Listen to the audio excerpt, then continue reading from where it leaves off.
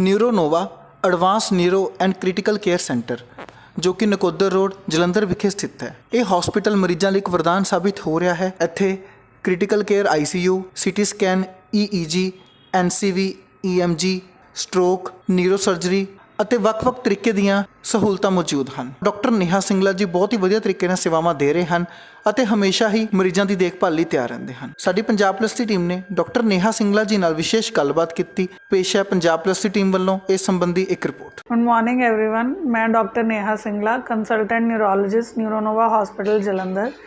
जैसा कि आप सब जानते होंगे, अभी न्यूरोपैथी अवेयरनेस वीक चल रहा है 1 मई टू 8 मई। So purpose of neuropathy awareness week is कि ब्रेन के बारे में लोगों को फिर भी अवेयरनेस है, लेकिन नर्व डिजीज़ जिसको न्यूरोपैथीज़ बोलते हैं उसके बारे में अवेयरनेस नहीं है।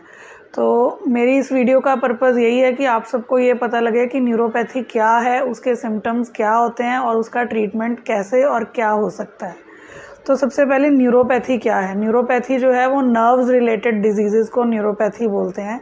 तो नर्व्स 3 टाइप की हो सकती हैं। सेंसरी नर्व्स जो सेंसेशंस लेके जाती हैं हमारे बॉडी से ब्रेन को, अलग अलग टाइप की सेंसेशंस जैसे टेम्परेचर सेंसेशन, टच सेंसेशन, उनको सेंसरी नर्व्स बोलते हैं। मोटर नर्व्स जो पावर को कंट्रोल करते हैं, हमारी मसल एक्टिविटी को, कि हमने हाथ मूव करना है, पैर मूव करना है, चलना, कोई चीज़ उठाना, वो मोटर नर्व्स हैं।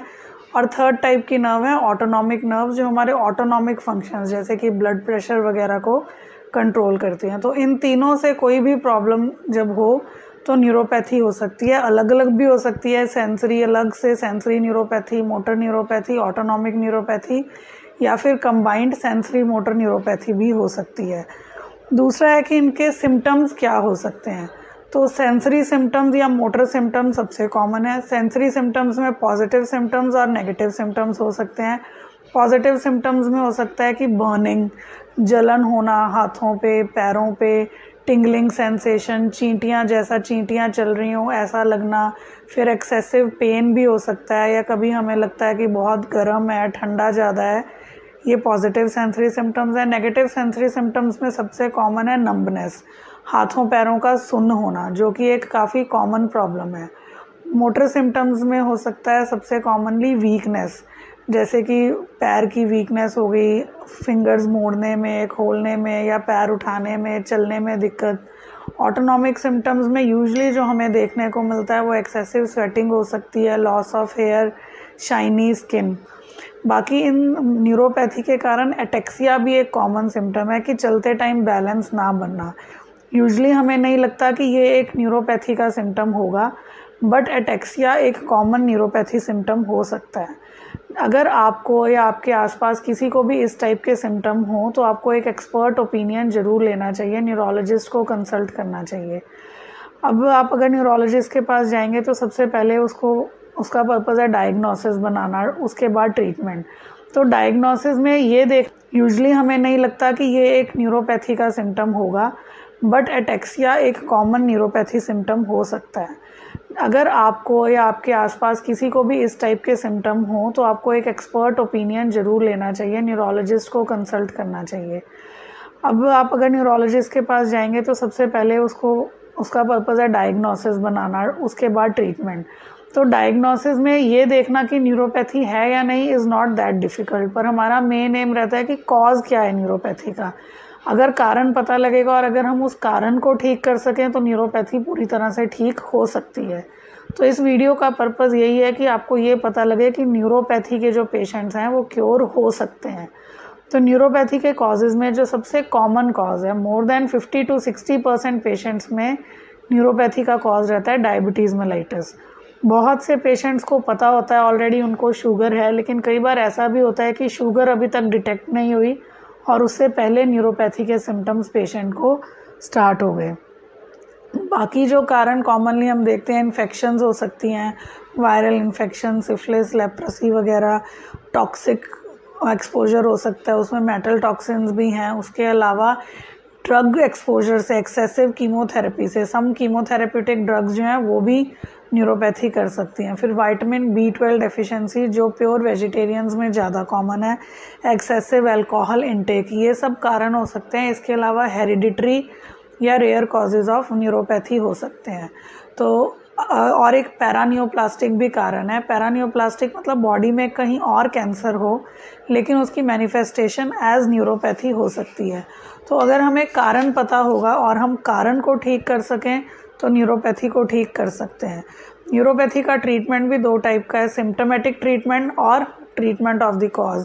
सिम्टोमेटिक ट्रीटमेंट है मेनली जिससे हमारे सिम्टम्स रिलीव हो सकें, जैसे ये बर्निंग, उसके अलावा नंबनेस, ये सिम्टम्स को हम टारगेट करते हैं।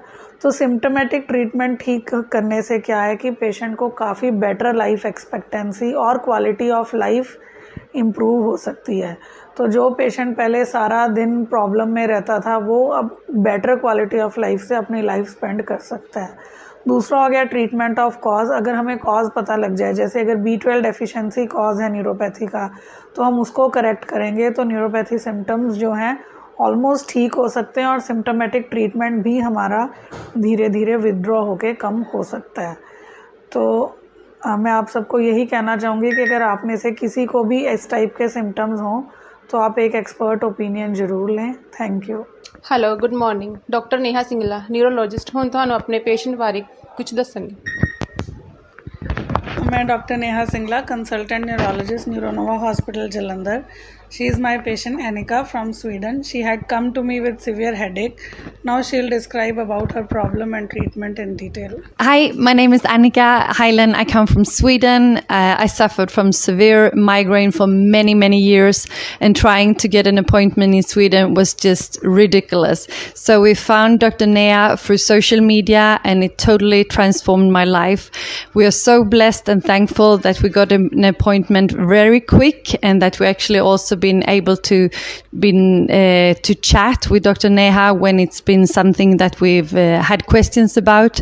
So from going to from 3 to 4 attacks a week, I'm actually now down to 3, maybe almost 3 a month. Not migraine, just a smaller tiny headache, and that is just I'm so grateful because it's changed my life. So if you have any problem, please seek help, because it's like having my life back. So finding Neha has changed my life, and I'm so looking forward to the future. And I'm almost getting emotional now, so I think I'm going to pass it over to someone who speaks your language. But for me as a foreigner, being able to travel to India and to find Neha, it totally changed my life, and I think it can do it for you as well. So don't hesitate, take help, because it can change it for you as well. My partner ਇਹਨਾਂ ਨੂੰ migraine ਦੀ ਬਹੁਤ problem ਸੀਗੀ ਅਤੇ ਅਸੀਂ India ਆਉਣਾ ਸੀਗਾ ਤੋਂ ਪਹਿਲਾਂ ਮੈਂ ਥੋੜ੍ਹੀ ਸੋਸ਼ਲ ਮੀਡੀਆ ਦੇ ਉੱਪਰ ਸਰਚ ਕੀਤੀ ਅਤੇ ਆਈ ਫਾਊਂਡ ਆਈ ਨੋ ਸਮਹਾਉ ਨੇਹਾ ਵਾਜ਼ ਅਪੀਲਿੰਗ, ਅਤੇ ਮੈਂ ਉਦੋਂ ਇਹਨਾਂ ਨੂੰ ਫੋਨ ਲਗਾਇਆ ਉੱਥੋਂ ਸਵੀਡਨ ਤੋਂ ਹੀ, ਤਾਂ ਆਈ ਗੋਟ ਅਪੋਇੰਟਮੈਂਟ ਵੈਰੀ ਕੁਇਕਲੀ। ਜਦ ਅਸੀਂ ਇੱਥੇ ਆਏ ਤਾਂ ਸ਼ੀ ਵੈਂਟ ਥਰੂ, ਅਨਿਕਾ ਨੂੰ ਪੁੱਛਿਆ ਕੀ ਹਾਲ ਹੈ, ਆਈ ਮੀਨ ਕੀ ਪ੍ਰੋਬਲਮ ਹੈਗੀ ਆ, and the medicine she gave has been so helpful ਕਿ ਕਿੱਥਿਆਂ ਦੇ ਜਾਂ 2 ਜਾਂ 3 ਅਟੈਕ ਹੁੰਦੇ ਸੀਗੇ ਮਾਈਗ੍ਰੇਨ ਦੇ ਹਫਤੇ ਵਿੱਚ, ਹੁਣ ਮਹੀਨੇ ਵਿੱਚ 2, ਉਹ ਵੀ ਮਾਈਨਰ, ਕਿ ਇੰਨਾ ਪਤਾ ਨਹੀਂ ਲੱਗਦਾ ਕਿ ਮਾਈਗ੍ਰੇਨ ਹੋਈ ਹੈ ਕਿ ਨਹੀਂ ਹੋਈ ਨਾ। So we are so thankful for Neha's knowledge and on the support and all the help, and also like correct medicine advice.